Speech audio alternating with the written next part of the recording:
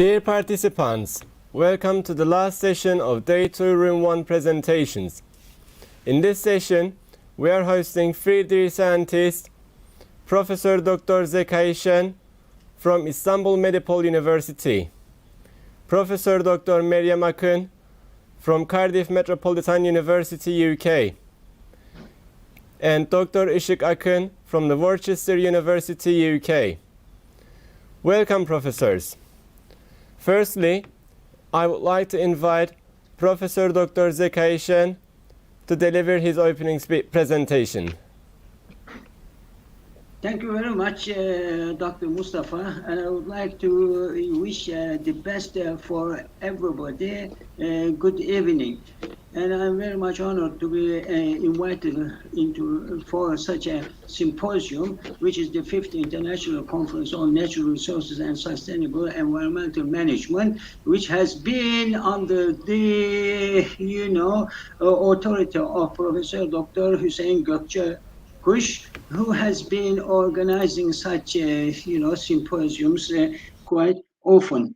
Now, my topic tonight, it will be about climate change impacts on water resources. How did I come to that subject? Because I was asked, from China and from different countries, what are the impacts of climate change on water structures? Of course, we are talking very much about the impact on water resources, yes, so far as the water amounts are concerned. But however, when it comes to water structures like dams, engineering water structures in general, of course, most of them have been planned and also constructed and are under the management presently. And many of them have been built before the feeling of climate change impact. And tonight I'm not going to, show a lot of equations, but rather it will be a verbal sort of presentation. And at the end, you are most welcome to ask some questions so that it will be very useful even for myself. Now, I think, as I said before, I was asked to write some papers on this engineering structures, and the first one was published in 2019. As you can see over here, impacts of climate change on water resources structures. Now, in arid regions, of course, in Turkey, we have some arid regions in the southern part, and with comparison to Arabian Peninsula. And this has been published in 2019. And then another one, water structures and climate change impact, a review. It was a rather detailed sort of a review, which has been published in Water Resources Management last year. Now, first of all, I would like to ask a couple of questions. Of course, we are very familiar with the global warming, and such questions very swiftly. Is the world warming? Of course, there is a consensus that it is being warmed. And another thing is that warming unusual? And of course, if we were thinking about perhaps 50 years ago, it might have seemed unusual, but however, for the time being, it is not unusual. And also, how rapid did climate change in the distant part? Of course, there are many distant parts. In the geological times, there are many sort of climate change, natural climate change. But for the time being, it is not a natural. It is the impact of human various activities, including different things which I'm going to touch later on. The precipitation and atmospheric moisture has changed.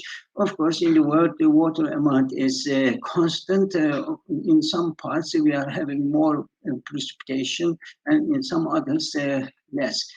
And the atmospheric oceanic circulations are also important, has climate variability. Now, there is one thing I think which has been so far, it is very important from engineering water structures point of view, not only the climate change, but also the variability, which means that, of course, we are concentrating on a trend analysis. Most of the time you will see in many papers, but unfortunately there isn't any sort of trend analysis which is based on the average of hydrological records. But however, there are also some deviations which are concerned with standard deviations, and these are the variabilities, and of course the extreme events like floods and droughts, which are impacting the engineering water structures trends, as I said. But however, what are the effects on water structures? Now, there are calculation methods, as I said, in different sort of papers, but now there is one simple, very simple sort of model that we can, imagine, of course. First of all, we think about, of course, climate change is taking place in the troposphere, and the thickness of the troposphere on the average is about 10 kilometers. Now, the average temperature of the world is 15 centigrade degrees, and therefore we may make a very, very simple sort of logical and rational model. Very simple. We say if the thickness of troposphere is 10 kilometers at 15 degrees centigrade, what would the thickness when the temperature is increased by 1 centigrade degree, 16 centigrade degree? Very simple. If we make this calculation, of course, we will see that because of the warming, the troposphere is expanding vertically and also laterally. And that calculation will show us that vertically there will be 700 meters more in 1 centigrade degree increase. In that case, so that means the airplanes will have to fly not according to the past troposphere thickness, but 700 meters more. So that means they will, spend more fuel. And however, the lateral sort of expansion because of the climate change is about 250 kilometers. So far as my country, Turkey, is concerned, in that case, it means that the arid or semi-arid climate belts in southern part of my country, they will try to enter into my country, and that means, of course, not only the environment, not only the greenery land use, but also the water structures will be affected. So we have to take this point into consideration. Now, of course, in order to calculate or to assess what are the impacts of climate change on water structures, we have to consider the hydrological cycle. This hydrological cycle also is becoming more intensive due to the climate change, and therefore, what are the reasons and the consequences? First of all, excuse me,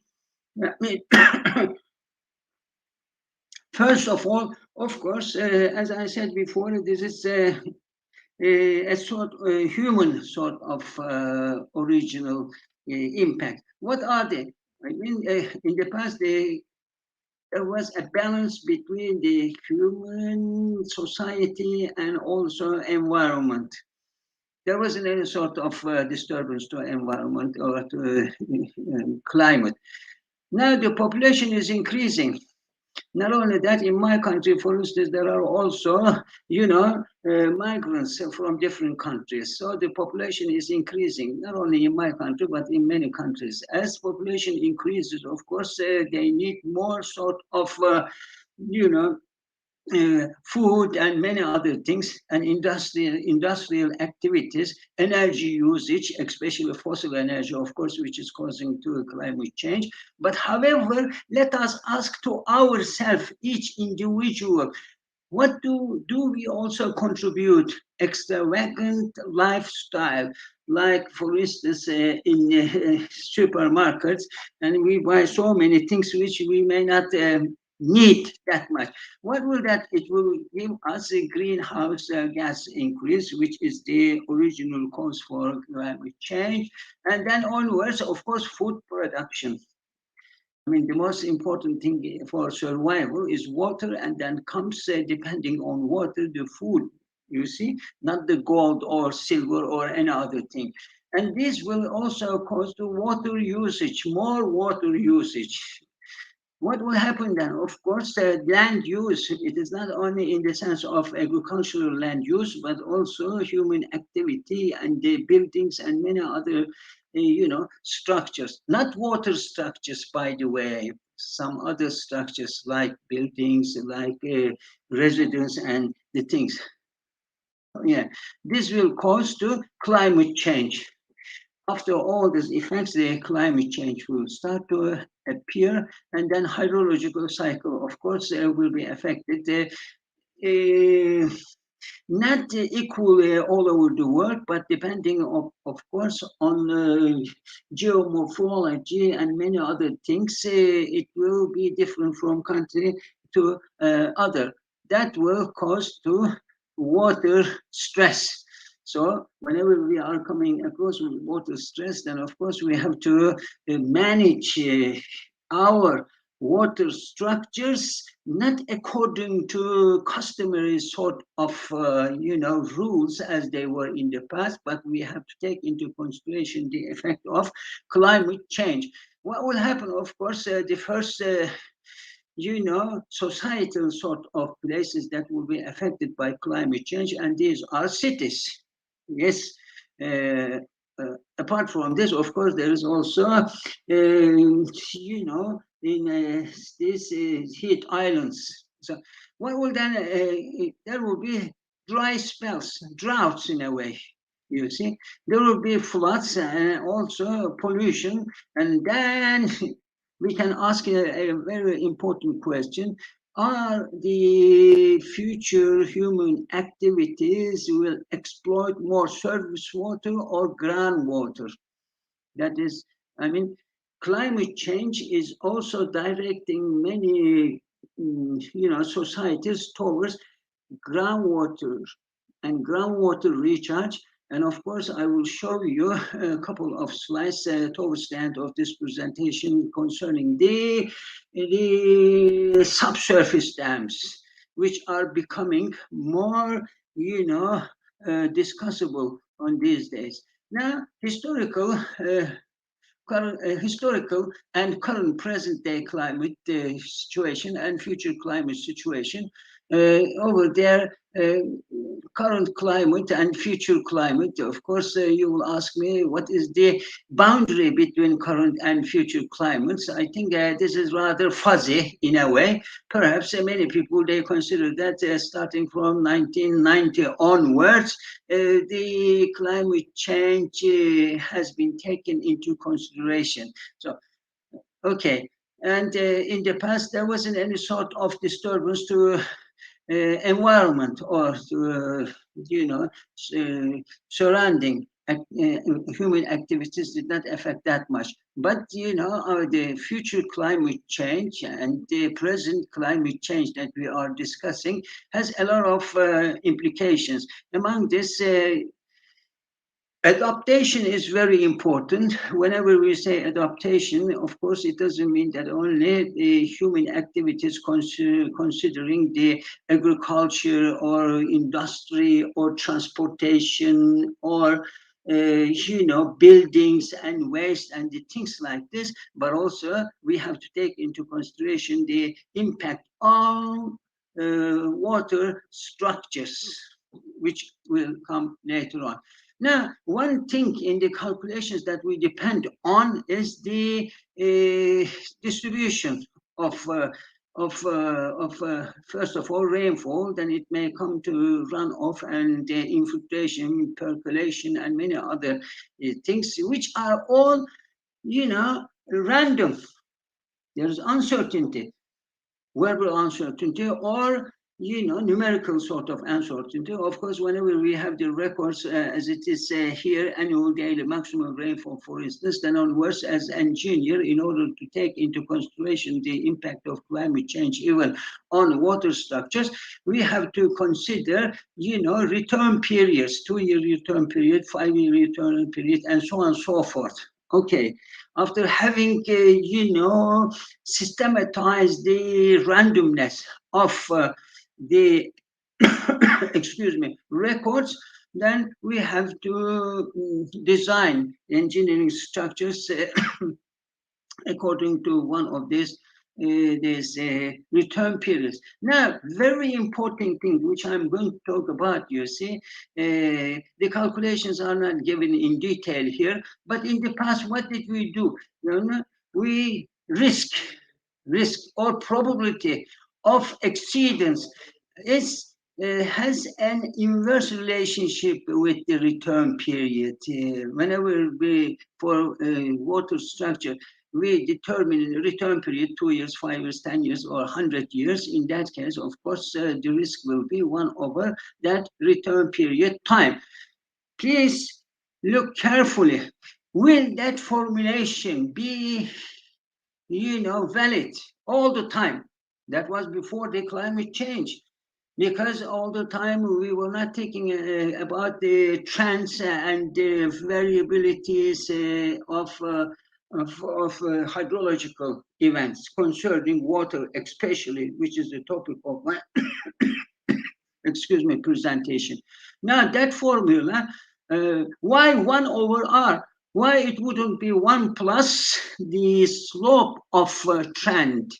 If you look at this, of course, after many calculations, this is IDF curves, which are very essential sort of part in making any water-related structural design, studies. If you look at this graph, you see over here, even for one sort of return period, we don't have only one over here, for instance, 2 years, which is that one, and 5 years, which is the blue one, and so on and so forth. But over here, we have the black one, is one of the return period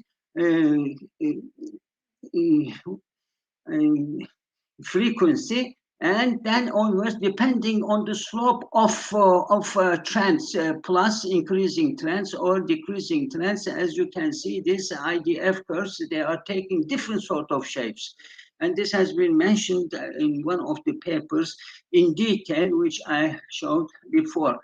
I think hazards and safety and the probability of occurrence, I think I will skip this. Now, when we talk about the water structures, you see the most important things are the dams and wells. For instance, so far as wells are concerned, the more the climate change, the more the groundwater abstraction. Whenever we make this as abstraction, of course, the groundwater level table will fall down, and so that means we have to spend more energy for pumping, and of course that will bring additional sort of greenhouse gases, carbon dioxide, and so on and so forth. Now, so far as the dams are concerned, these are very important so far as my country is concerned, especially for different sort of activities. Now, sedimentation, of course, in the past, the sedimentation was calculated according to traditional sort of methodology. Even the calculation of sedimentation should be taken into consideration by impact of climate change. Now, culverts, there were some accidents in my country and also in different sort of countries. You see, about 2 years ago, there was a train sort of accident, but it wasn't the, crash of 2 trains or car and the things like this. But unfortunately, the culvert could not, stay against the coming flood. So it needed a new sort of design, right? And the others also. Now, subsurface dams, as you can see, which I will come to that later on. Among the engineering water structures, I think there is a miswriting over there, not resources, but water structure systems. We all know the dams, of course, groundwater. Groundwater recharge is becoming very much, desired because of the climate change, especially in arid and semi-arid regions, much more than humid regions. Why? Because as long as you leave the water behind the dam, it will evaporate and it will be lost. For instance, in Istanbul water supply, we have about 15 or 16 dams on Asian and European side. And the calculation is that during 1 year, about 40 million cubic meter of water is lost because of this surface evaporation. So far better to store these waters inside the ground, subsurface. Flood protection, hydraulic, of course, floods. I am from a city which was wiped out of Bozkurt. Those who are from, I'm from Kastamonu and Bozkurt also. Unfortunately, that town has been wiped out because of the floods. I wouldn't say floods, but flash floods, which are more important, and their calculations are a little bit different than the flood calculation. All right. Now, I think you can see the others. I'm not going to talk about this. Now, of course, we have to reduce the uncertainty because of climate change. In the past, also, there were uncertainties in the hydrological, any sort of records, but now we have to be more careful in refining the uncertainty as much as we can. For instance, global warming and regional climates must be taken into consideration. Links between climate and hydrology, unfortunately, they are not in general, when we look to the literature, they are more or less, well explained. But however, if we confine to a certain region, as I gave a little while ago, that town was wiped out. Why? Because there should be a sort of local, regional calculations for water amounts and their impact on water structures. Okay, let me go a little bit, further. Over here, I think there are many sort of advices because I have, I think, 5 to 6 minutes. There are some answers, although we are scientifically at a very good level, but unfortunately still there are some questions which have not been answered, properly, and therefore the door is open for further sort of research. As you can look, artificial groundwater recharge, which is because and rainfall harvesting, of course, you know about this already. But not only rainfall harvesting, but I will show you a little while later. You see, there are also runoff harvesting, rainfall harvesting. Yes, this is very common, but also runoff harvesting, which are very effective. Even in my country now, I think since 2 years, there is a discussion of subsurface dams. You see. Let me continue. I mentioned about, aridity. I mentioned about the trends. I mentioned about flash floods, and all this should be re-evaluated from climate change point of view, not only by analyzing the trends, but more important than this, of course, trends are very important and are available almost every day in many journals, but variability is also, it is ignored to a certain extent. This is my personal opinion. You may not agree with me. Now, subsurface dams. I think these three final slides that I'm going to show you, they are available in the water resources management sort of journal, which I mentioned right in the beginning of my talk. Now, subsurface flow. There is already a subsurface flow, all right. But if there isn't any sort of surface flow recharge to groundwater, of course, from the upstream and middle stream of any catchment, there are groundwater. Even, for instance, in let us say in Africa, Saharan regions, or Arabian Peninsula, or in other Colorado, and so when we look from the top, of course, we may not see a running sort of surface waters like streams and like rivers, but behind the subsurface there are always groundwater. If we don't stop this groundwater, by a dam, subsurface dam, like it is over here, in that case, they will end up either in the seas, or they will end up in the deserts in arid regions, for instance. And therefore, the people have started to think about subsurface dams in order to, store this groundwater behind a dam, which is in the subsurface. That is one alternative. There is another alternative also. Now, look at this. I have been working in this project in Arabian Peninsula about perhaps 10 years ago, because over there, they are lucky in a way. They are saying that there are some countries who are, hoping that there will be climate change in a way. I mean, you may not perhaps read it in the literature. Let me tell you, as I mentioned in the first or second slide, or the third one, you see, 1 centigrade degree increase in the troposphere will cause about 250 kilometers shifting of climate belts towards north, from equator towards south and north. If you think like this, in that case, of course, for instance, Arabian Peninsula will start to take more rainfall, and therefore they are making from now on, since 10 years, in order to make some preparation so that the surface water will be transferred into subsurface as soon as possible.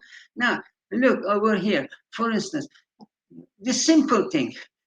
Of course, if you imagine that there is a dam over here, of course, this is a small sort of earth filled, not earth filled dam as we think, about 100 meters height and the things like this, perhaps 4 or 5 meters.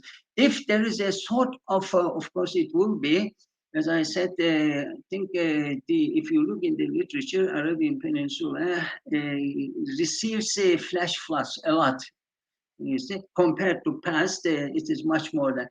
Now, what happens is that the water comes over here. But if we don't have this vertical, pipes, you can imagine them as an injection well, not abstraction, but injection well. And there are, taps at different levels. Whenever a flash flood comes, or any surface, even though it may not be a flash flood, in that case, of course, there will be sedimentation at the lower layer in this stilling dam, but in the surface, it will be rather clean water, and they open the surface taps so that through these vertical pipes, which are injection, in the role of injection wells, then the water will penetrate into the subsurface as soon as possible. So look over here, after the same place, you see, over here. The water is available now, and it must be injected into ground as soon as possible. This is the last slide that I'm going to show you. Over here, whenever we talk about the subsurface dams, there may be 2 alternatives. This is the first one, which is fully, holistically, buried in the subsurface, and that is not like this. Here, the groundwater recharge is very important. In the first one, it wasn't the groundwater recharge, it was the natural flow of subsurface, rather than ending up at the seas or deserts. It is being accumulated behind fully penetrating subsurface dam, but this dam is partially penetrating. Why partially penetrating? Because the surface flow that comes from above, as I showed in that picture, previous picture, there are taps over here, you see, here and here. And so if we don't have these injection wells, in that case, of course, there may be fine materials at the bottom of that channel. So the permeability or hydraulic conductivity will be very small. So the water cannot, infiltrate and penetrate and percolate. But however, in that case, we first open the surface close taps so that water enters, and also, okay, it goes even behind the dam, and somewhere, perhaps after 5 kilometers or 10 kilometers, many people, they can abstract through the abstraction wells, the groundwater. In that way, not only the amount of groundwater will increase, but also, that the quality of rainfall is good when it is mixed with the materials over here, minerals, then the quality of the water will be increased also. I think these are all what I want to say, you see. And behind all this, there is a big sort of a hole for mathematical calculations, which I did not enter. Yes, Mr. Chairman, dear Chairman Mustafa, I think now it is your turn. Thank you very much, Professor Dr. Zekaishan, for your Okay. Thank you very much for your valuable presentation. In this session, we are hosting very valuable scientists. As you may know, Professor Shen has been awarded 2007 Nobel Peace Prize as a member of the IPCC Working Group. We are very lucky to have you here with us, Professor, and thank you for being with us today. Now, I would like to invite Dr. MERYEM AKIN from Cardiff Metropolitan University, United Kingdom, to deliver her presentation. Hello. Let me share my screen. Share screen. Okay. Windows. And presentation.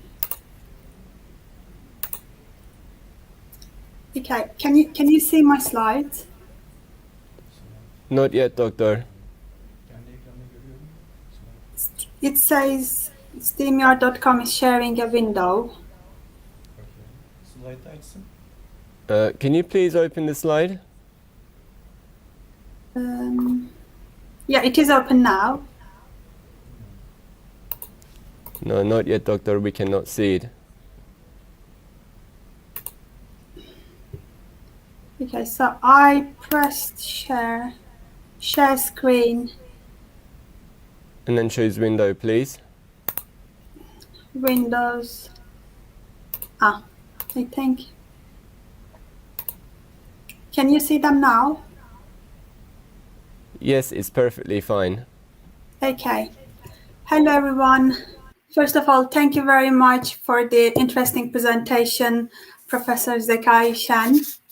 My name is MERYEM AKIN. I'm currently lecturer in strategic management, and I'm field group chair for transnational education with our partner in Sri Lanka at Cardiff Metropolitan University. Today, also before starting, I just want to thank the conference team and organizing committee for inviting me. Thank you very much. And today we will talk about managing the next normal and how sustainability can be captured by the organizations. And my main question was, what is the difference between a sustainability program that produces business value and one that doesn't? And the aim of the research was to identify value-creating companies from others. And I conducted this research in Bristol and Bath Creative Industries in the southwest UK. And during the widening recognition of environmental issues like climate change that create business opportunities and risks, we all know that. And these days, these are the hot topics that all the organizations need to take into consideration. And results shows that companies that generate value from their sustainability activities, they follow a specific set of management practices. If we look at what is sustainable management, it means they are caring about social, economic, environmental factors for all the business decisions they take. And also, of course, every companies are aiming to make profit, but at the same time, they are also thinking about the changing market conditions, and they need to provide a competitive advantage over the other firms as well. And these companies who are competing successfully are more likely than the other companies to make a sustainability, and of course, they need to make sustainability a strategic priority to set specific targets. And value-creating companies are more likely than others who don't care about the value creation to make a sustainability a part of their corporate culture, like organizational culture. And they train their employees on how to integrate sustainability into their work. And let's talk about value creation a little bit. So it is kind of the primary aim of any business entity, business organization. It means for the customers means the helping with selling the products and services, and while creating value for shareholders in the form of increases in stock price, and then it helps with the investment like capital fund operations. When we look at the value creation from financial perspective, it means that the business earns revenue, and then the revenue should exceed the expenses. But according to some analysts, the broader definition of value creation should be separate than financial definition, financial measures. And they claim that traditional methods for assessing organizational performance is no longer enough in today's competitive economy. And also the stock price is less and less determined by the earnings. So that's why in today's business environment, value creation needs to be increasingly represented by things like innovation, people, ideas, and brand. They are all inseparable part of the value creation. And the results show us that value-creating companies are more prone to engage with the customers and with their business partners when they talk about sustainability. And when we compare the value-creating companies with the others, we can identify that the sustainability and value-creating companies, they collaborate with their customers and suppliers about the sustainability issues, and they address these issues, and they also arrange their product portfolios to be more sustainable. So sustainability doesn't mean it is not like only one responsibility of one part of the organization. It needs to be embedded in the entire organization, all the departments this organization have. By doing so, by the understanding importance of value creating companies, then every organization can adapt this to their own practices. And also then other companies might start by understanding which practices are most closely linked with positive financial impact, because as we know that every organization aim is to make profit apart from non-profit organizations.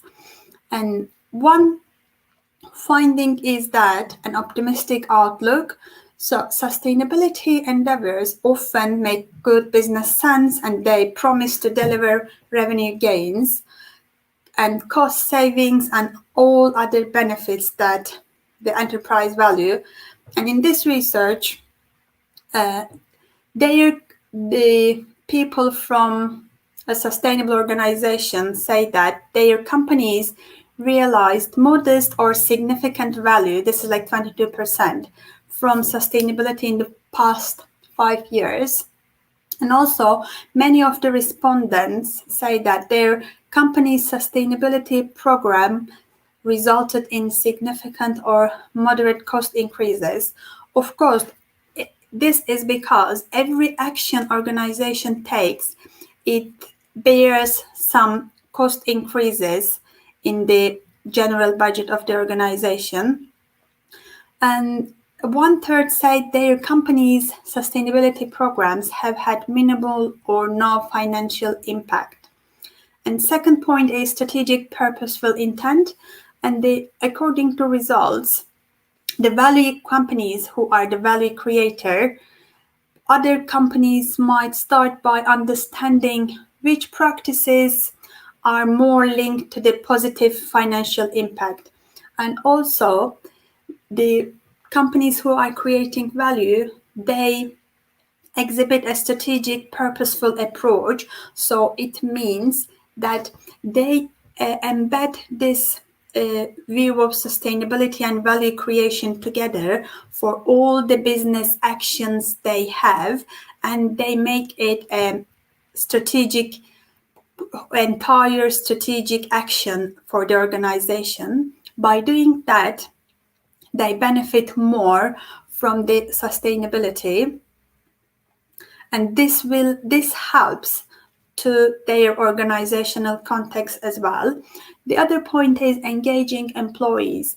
Of course, employees are an important part of the organization, and if you don't engage the employees, you can't take big steps. And according to respondents, another difference between companies that create value from sustainability and those that don't, the value creators are more engaged to workforces in sustainability efforts. So if the message of what the company is doing clearly talk to the employees, then this means they understand the strategic aim, why the company is caring about sustainability and nature, and then they accept this and they work for it really hard so that they achieve better success in the value creation and sustainability. And nearly 3/5 of respondents at Value Creators say that sustainability is a part of the corporate culture because they feel it that way. And less part of the respondents at other companies say the same. And also another thing is giving incentives. So great share of respondents at Value Creators say their organizations consider sustainability performance to a moderate or significant extent when making decisions about employees' compensations. So it means the more company thinks about giving incentives to employees, then the sustainability and value creation practices of the organizations increase more. There is a positive relationship between these two. The other one is meeting customer expectations. So we talked about organizations' corporate strategy and we talked about the employees' perspective now. The other part that is important is meeting customer expectations. So just as value creators engage employees in their sustainability programs, they also put more effort than companies into understanding customers' expectations, and they try to respond to changes to their products. So some companies adapt their products according to sustainability issues. Value creators are more likely than other companies to change product design and develop a new product as a service models. So the aim of doing this is to address sustainability issues and offer sustainable brand. As many as organizations are doing this, then it means more customers are aware of the sustainability practices. The other one is value chain collaborations, and value creation leaders are more likely than others to make it a priority in terms of managing energy, water use, and waste generation.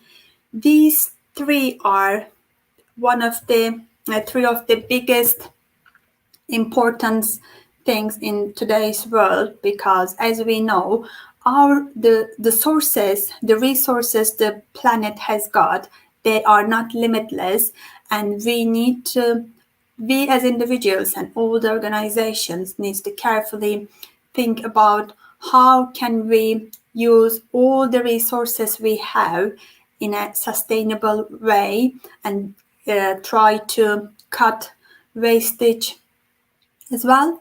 So they are also, the value creator organizations are more likely to collaborate with and monitor suppliers' sustainability performance and try to look for improvements in the efficiency of their transportation and distribution networks. So think of a big organization, big chain organizations who supply some of their products. For example, H&M.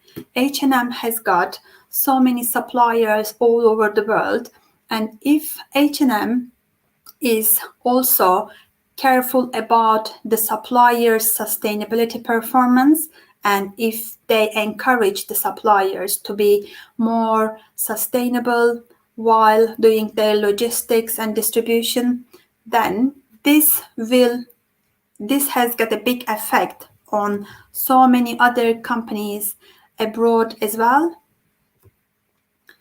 And in conclusion, when we look ahead, the experience also claims that companies with effective sustainability programs are eager to plan and manage these programs with the same discipline and commitment they apply to the other business initiatives. So the key point here is for the company to have the sustainability programs in their agenda and to include these as part of their corporate strategy and corporate decisions they are taking. If they do so, a few directional thoughts that executives might use to focus their company's sustainability efforts, and they will be able to derive more value from them. And these three suggestions are: approach sustainability issues as business opportunities. If every organization sees the sustainability topics as an opportunity instead of seeing it as a burden on the company, that will make a great difference, as we earlier mentioned about activities organizations doing on employees, on environment, and on customers as well. And second point is build organization-wide accountability for results. If the sustainability is tracked and if it's followed clearly, then it will have a positive impact on internal environment of the organization and external environment as well. And third one is try to look for impact through collaboration. It can be, for example, if it's a small or medium-sized enterprise tries to combine its activities with the sustainability actions, then if the organization is feeling that on its own it's not enough, then collaboration can be a great benefit here. More people, more organizations working for the same aim can achieve more together. Okay, that's everything from me today. Thank you very much for listening, and thank you very much for organizing such a great and important topic conference. Thank you very much for sharing your valuable presentation with us, Dr. MERYEM AKIN. Thank you. Now as our next and final guest, I would like to invite Dr. IŞIK AKIN to deliver his keynote presentation. Hello everyone, and first of all I would like to double check, can you hear me nicely? Yes, we can all hear you very nicely, okay. Dr. AKIN. Thank you very much. So then I am sharing my screen with you. And can you see my screen now with my presentation? I think you are seeing. Yeah. So, and before starting our presentation, I would like to say thank you for inviting me to this and valuable conference. So my name is Dr. IŞIK AKIN. I am working as a program leader for International Banking and Finance at Worcester University. And at the same time, I am working as a partnership manager for China. I am managing 3 different universities in China. So today, and I would like to present one of the interesting topics in the blockchain and field. So I will more discuss the time series analysis of Bitcoin and the major cryptocurrencies prices today. So I think this is quite new topic in the financial world nowadays. But first of all, I would like to introduce what does cryptocurrency mean, and then I would like to mention what does Bitcoin mean. After that, I will give you some background about their technologies. Then I will present my results. So, and when you look at the SAEED's definitions, basically, just a second, I will maximize it. Yes, and according to the SAEED, the cryptocurrencies are type of digital assets, and that can you buy, sell, spend on trade on exchange. This is the first and one of the definition of cryptocurrencies. But on the other hand, there is another definition which has been done by Hudson in 2021, and the cryptocurrency is a type of digital version of cash, but generally they are regulated outside of the established framework of national governments and also central and private banks. And this is known as decentralization of the cryptocurrencies. But when you more focus on the cryptocurrencies popularity, the cryptocurrencies have known after the popularity of Bitcoin. Most of the investors, the first will discover the Bitcoin. After that, the most of the researchers have focused on the cryptocurrencies. But when you look at the theoretical background of the blockchain, I mean, a theoretical background of the Bitcoins and the cryptocurrencies, the first of all, we will see the blockchain technology. Blockchain technology is behind of these currencies. So, but what does blockchain mean? So the blockchain is becoming from 2 different words, which are block and chain. So in the academia, the block indicates the digital information. The chain is, which means that this information is stored in a public database. This database is consisting of chain. The digital information is consisting of the blocks. So when you merge these 2 different words, we will get the blockchain. I mean, when we say blockchain, we can understand the digital information is stored in a public database. So, but blockchain is a system of recording information in a way that makes it difficult or impossible to change, hack, or check the system. So now I will show you why it is really hard to hack it. And here, and imagine that in one room there are 10 different peoples and they decide to make their separate currencies. After that, they will transfer their currencies with each other. So let's say there is a Bob. The Bob will keep the diary of these transactions. And the diary looks like that. So when you look at the first transaction, you will see that the N gave 3 coins to Mary. Mary gave 5 coins to the Jack. Jack gave 3 coins to the N. And this will go so on. So, but there is another guy. Let's say this guy, his name is Jack. Jack decided to steal money.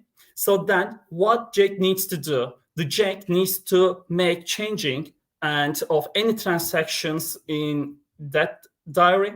So look at the third transaction. The Jack tries to steal money and then delete Jack names rather than Jack. He wants to write Mary. Mary gave 3 coins to them. But after a certain time, Bob noticed that someone had interfered with his diary and he decided to stop this from happening. So in order to prevent stealing, prevent from the stealing, so the Bob decides to produce hash function. So rather than these inputs or whole sentences, Bob wants to put hash function by using letters and the numbers. The hash function will be output in our diary, but rather than writing whole sentence, we will put some password, this type of passwords, and which is consisting of from numbers and letters. Look at that, a white case is inside. Okay, rather than that, so we will use numbers and letters. This will be hash function. So after that, each record needs to be converted to the hash function like that. Rather than writing and gave 10 coins to the Mary, we prefer to write and these cryptology, letters and numbers, these hash functions. If Bob wants to steal some money, and again, the Bob needs to make change in that existing diary. So, but when Bob stole money from someone, and you will see that new hash function will be produced automatically. This function will be different from the previous one. So again, still, and it is really easy to hack the system. Then the Bob is still continue to develop new way, and after that, Bob decided to use previous transactions hash function. So, for example, if Jack still wants to steal some of the money from transaction 5, the Jack needs to remember previous password or previous transactions hash code, as you can see in here. Unless he remembers the previous transaction, who couldn't be successful to do it. So in here, Bob still needs to develop this hash function, and then he decided to put 2 zeros. So look at the first transaction, you will see that this hash function is ending out with 2 zeros, double zeros. Okay, this double zero is known as nonce. So when we make new transactions, and new hash function will be automatically produced, and then this will be added, but this will be produced based on the previous one. So if you want to produce one more transaction, and we should remember previous hash function ending with 2 zeros. And then we need to remember previous transaction again ending with 3 zeros, previous transaction ending with 2 zeros. And it could be really difficult to find out each hash function for each transaction. Nowadays, we are using computers. Even if we are using computers, it could be really difficult to find all of the hash function for each transactions. So, but in here, so I will quickly pass it these points. Yeah, basically the blockchain, and in order to blockchain is type of digital information is stored in publicly database. In here, rather than diary, generally we are using spreadsheet. So when you generate new hash functions, and these and hash will be added to next one. Again, this recorded will be in each spreadsheet. So in order to produce hash functions, basically we need to use numbers and letters. When you do it, even if we are doing small changes, all changes will be produced new and new hash function. So look at some of the examples that are using blockchain technology. The first one is the Bitcoin, which is the very most popular one. Today we will more focus on it. And Spotify, Mars, and Alternity and Matchpool are using blockchain technologies. So these are the theoretical background of these cryptocurrencies. But where do Bitcoins came from? So in order to gain a Bitcoins, and we need to mine it. So how can we mine it? Basically, we need to solve complicated mathematical equations, complicated mathematical problems. So by solving these complicated questions, you will be rewarded by the Bitcoins. So, and we need to high-powered computers solve these complicated math problems, because in order to produce new hash, we need to remember previous hash function. Unless we don't remember the previous one, so you couldn't produce new Bitcoins. So when we solve the problems, we will get new Bitcoin. So, but until there are 21 million Bitcoins, miners are paid for finding a hash in new coin. After 21 million Bitcoins, the miners will charge transaction fee for creating a new blocks. So as you can see in here, when you look at the supply side is restricted. So this makes Bitcoins more valuable. At the same time, this is the type of decentralized money. So and the governments or other organizations are not able to control it. So these two specifications makes Bitcoin attractive. But how can we own our Bitcoins? We need to use wallet. We need to use digital wallet by producing our private keywords or private passwords. These are the theoretical background of Bitcoin. So, but why I examined the Bitcoin prices and the cryptocurrency prices? As you know, first of all, the Bitcoin has been discovered in the literature, and then based on this popularity, the other cryptocurrencies are still discovering. So there are a number of different reasons why individuals are preferring to invest Bitcoins. The first one is these are extremely liquid and low cost, and you can easily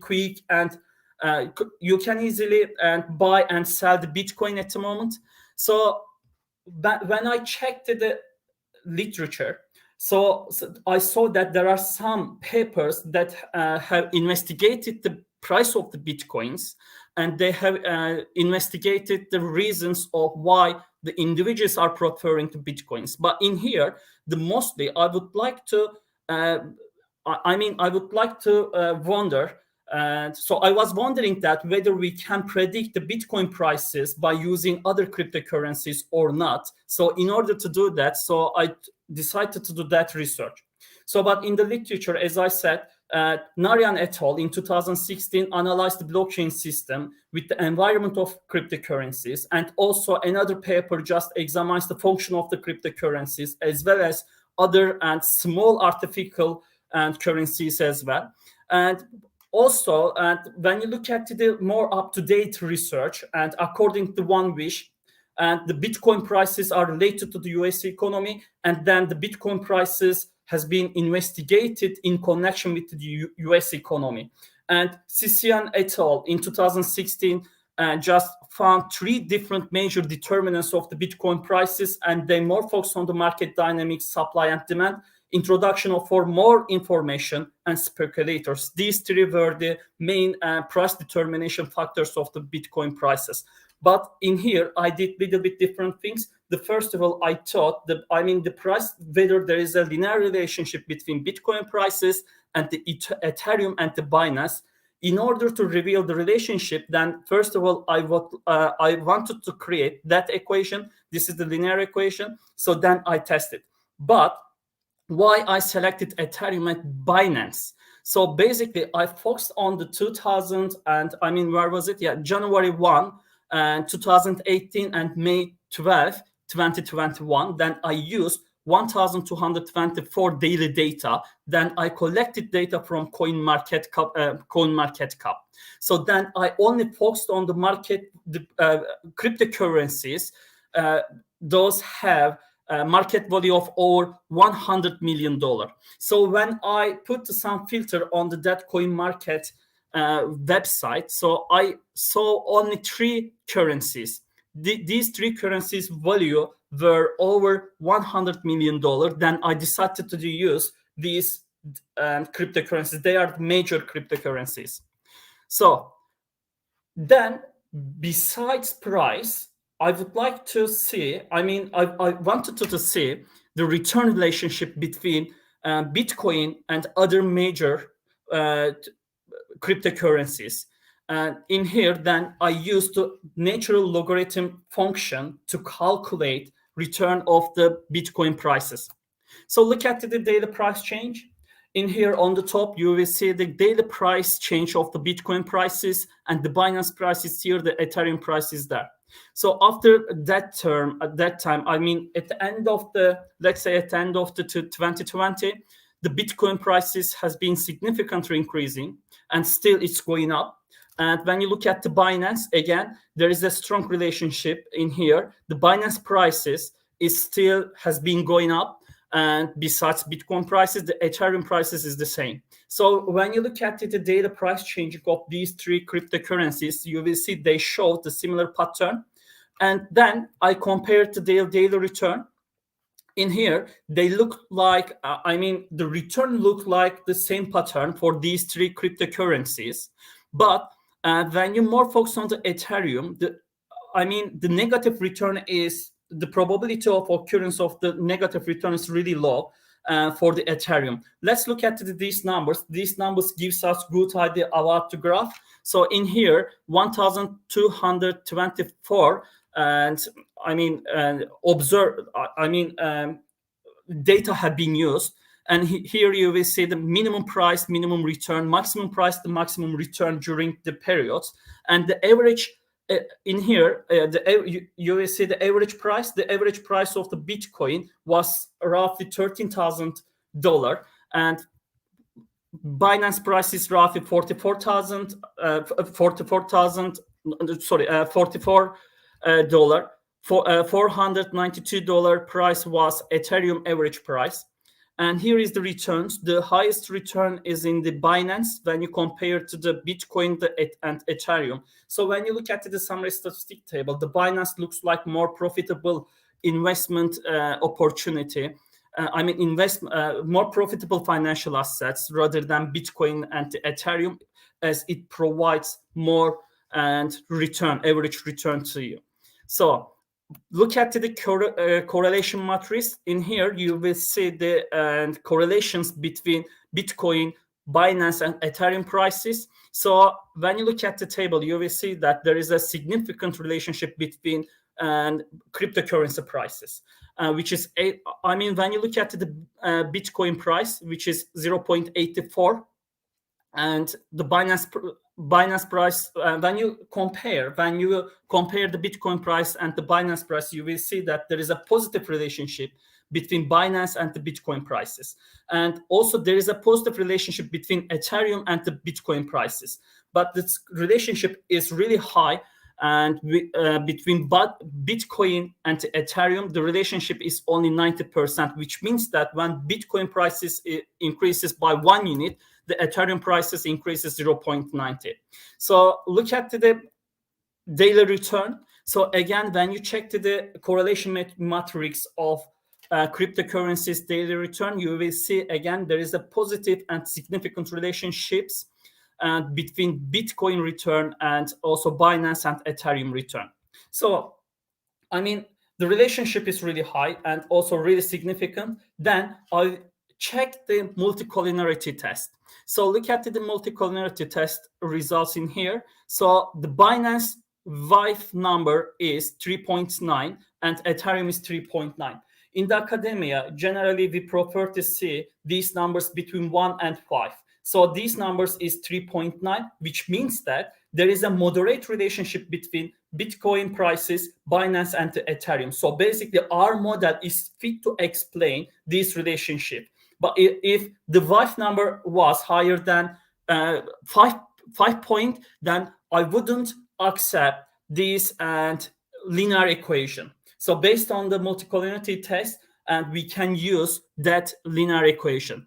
So then I run the ADF test, but at the level, I couldn't find a significance level. Look at the probabilities. The probabilities is roughly 1, which is higher than 0.05. So basically, we couldn't accept the null hypothesis based on the ADF test. Then I run this hypothesis one more time by using at first difference. So with at the first difference, I found that the probability is 0, which means that, we can use and these models to explain the relationship, but as a result of this, there are no unit roots in the first difference, as probability is lower than 0.0, higher than 0.05, and so each of the series must be either I00 or I11. So then I ran the RDL method. So the first I checked the Darwin-Watson, which is 1.9. This needs to be between 1.50 and 2. So 1.9, is between these the numbers range. So then this is the acceptable results. So also when you look at it here, you will see that 0.99. 99% of the variance of the Bitcoin daily price can be explained by Ethereum and the Binance prices. And also, when you look at the p-value, the p-value is here, which is 0.00, then, this model is fit to explain this relationship according to the RDL. Then I run the ADRL long-run bond test. So in here, look at that, the probability, which is 0.00, and this is less than 5%. And look at the Ethereum price, it is less than 5% again. So basically, the Binance price and Ethereum price can be used to explain and to predict and Bitcoin prices. So based on that table, so we can create our equation like that.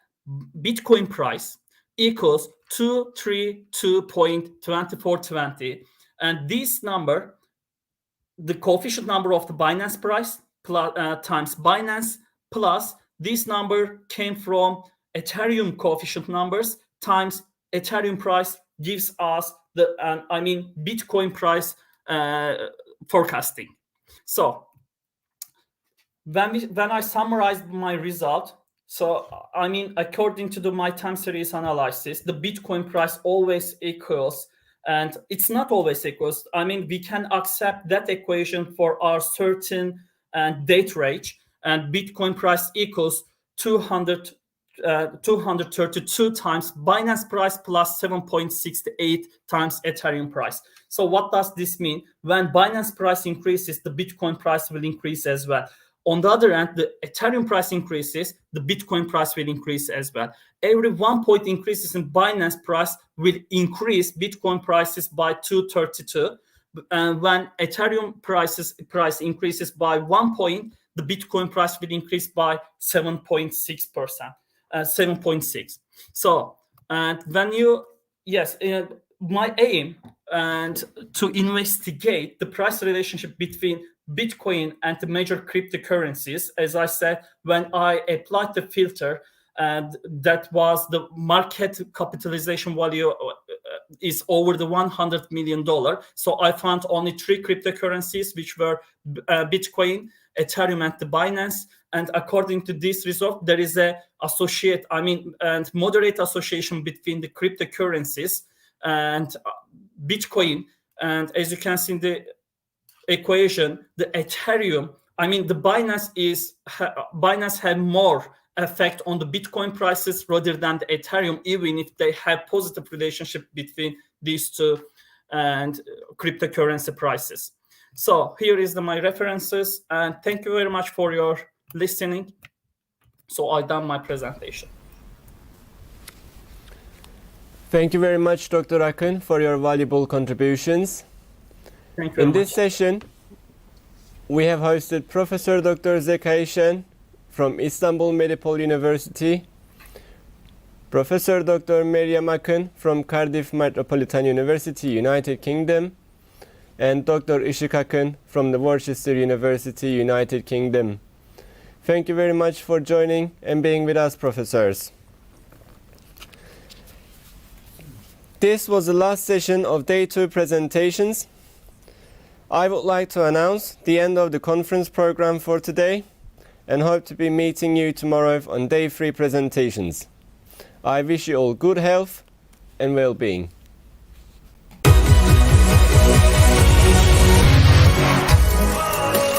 Catching a bus, never nothing when it's real, yeah.